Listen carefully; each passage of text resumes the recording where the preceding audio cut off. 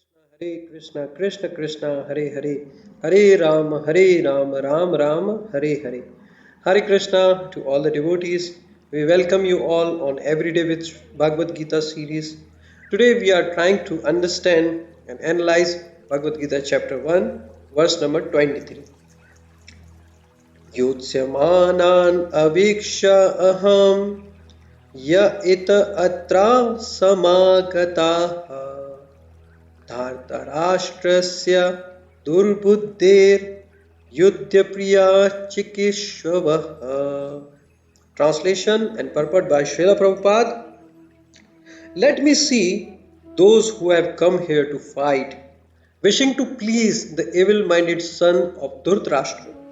So if you see in the previous verse 21 and 22, Arjuna asked to Krishna and said, O infallible one, please draw my chariot between the two armies so that I may see these present here, who desire to fight and with whom I must contend in these great trials of arms. So in this verse, if you analyze, the word evil-minded has been used. For whom? For the son of Dhritarashtra. It is called Durbuddhai. Buddhai means minded or the intelligency. Dur means evil. So this is a Sanskrit. So whenever we speak of mind is the thing, mind is a very important factor in our body. Actually, if you analyze, the mind is coming under subtle body. We have two bodies, gross body. The gross body is the one which we can see with our eyes, like the body physically present, that is made of 5 components: earth, water, air, fire and ether. Similarly, we have another type of body which is called the subtle body. In our mind, we have a subtle body which consists of 4 things. And what are these 4 things? Mind, intelligence, false ego and the consciousness or the life, or in other words, the soul. So here it is talking about the evil minded. So mind is the one which direct us and from which we do some action. It decided what is the action of mind. Mind only reject or accept. This is the functionality of the mind as per the Shastra.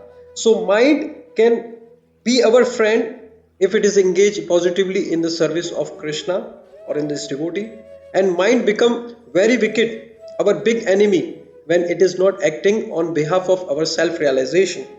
So here, evil-minded son of Dhritarashtra has been spoken by the Arjuna because their mind was misguided by the enviousness and desire to acquire which is not in their control. So after that, the word Dhritarashtra has been used. So Dhritarashtra word means, Dhir means which possess or hold, and Rashtra means the kingdom. Dhrita means possess or hold, Rashtra means kingdom. The one person who possess or wants to hold the kingdom is called Dhritarashtra. Now you see, from his name only we can understand that Dhritarashtra willingly wanted to, by his evil minded, he wants to acquire the whole kingdom with the help of his son. So in this shaloka, Dhartarashtrasya Durbuddhir has been spoken. It means Dhritarashtra and Dhartarashtra is the two things. When we say in the Sanskrit Dhartarashtra, it means the son of it.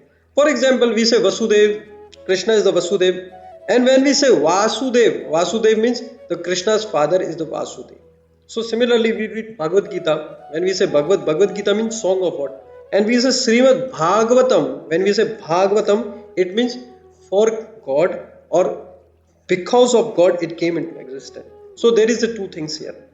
So here the word Durbuddhi is very important. Those who are evil-minded, they are always irreligious, against the God consciousness, and they always create havoc in the society. And another word which is used in this shaloka, it is called Chitikshra. Chitikshra means wishing. Everything depends on our desires. Everything, whatever you are thinking, it will be converted into the action. What is in our mind, according to the mind what we are thinking, it will be in our action. Right now our mind is thinking to worship and serve the Krishna. So this will be the action, that's next step that we are going to do. So mind is a very important functions in our body. Prabhupada says it was an open secret that Duryodhan wanted to usurped the kingdom of Pandavas by evil plans in collaboration with his father because they were thinking in their mind. That is why they are called Durbuddhai. Dhritarashtra, therefore, all persons who had joined the side of Duryodhan must have been birds of the same feather. Arjuna wanted to see them on the battlefield before the fight was begun, just to learn who they are, but he had no intention of proposing peace negotiation with them. It was also a fact that he wanted to see them to make an estimate of strength which he had to face. Although he was quite confident of the victory because Krishna was sitting by his side. Next verse is text number 24, chapter 1, verse number 24. Here Sanjay started speaking.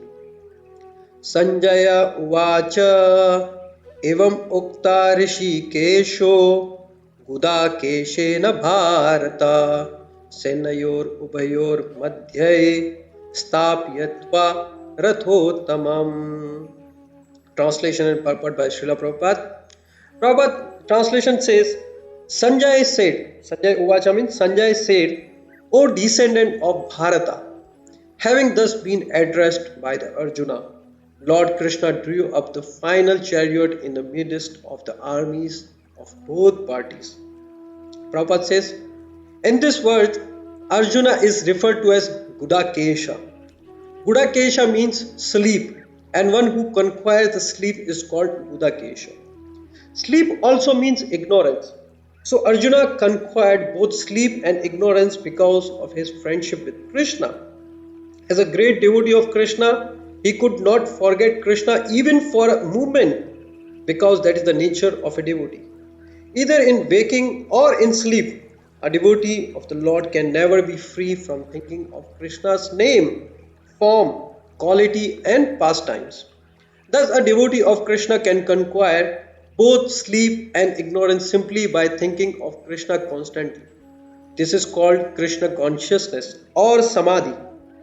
As Rishikesha or the director of the senses and the mind of every living entity, Krishna could understand Arjuna's purpose and place the chariot in the midst of the armies.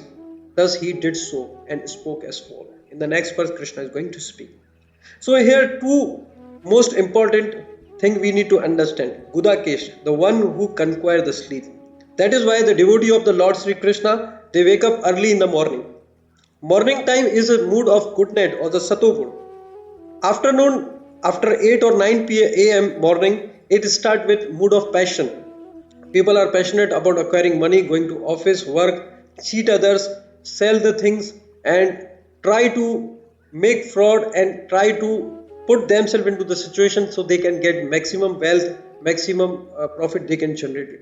And at the night after 7 p.m. it starts the mood of ignorance. So those who are saintly or they are trying to become the devotee of Lord Sri Krishna or even in any spiritual realm, if you see in any organization, they wake up early in the morning. They try to finish their business of spirituality in the morning. Because spirituality without morning program is zero. Like Srila Prabhupada has given us a very nice program. Devotees wake up at 4 a.m.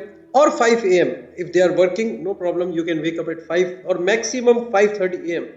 The one person who could not wake up before the Brahma Muhurta, before the sun rises, is called a lazy. This is the definition of a lazy person. So one who rises before the sun rises is called the Gudakesha, the one who conquered the sleep. How is it possible?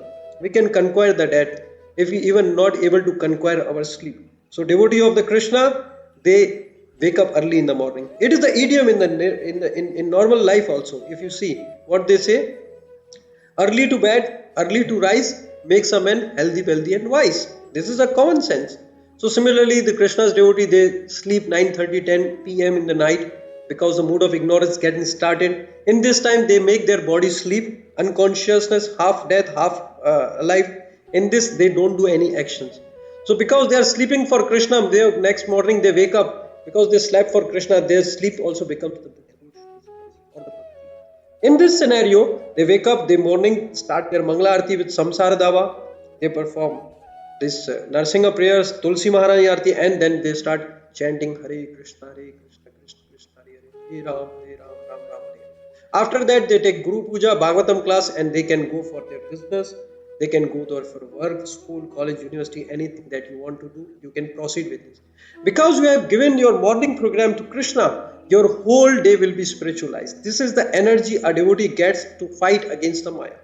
So here Prabhupada has mentioned also, as a great devotee, he could not forget Krishna even for a moment. When we do our morning program, when we do our meditation in the morning, the nature of devotee becomes that he can never ever forget Krishna. In every moment of his life, he will be reminded of Krishna because his day started with Krishna. So here we will end our class.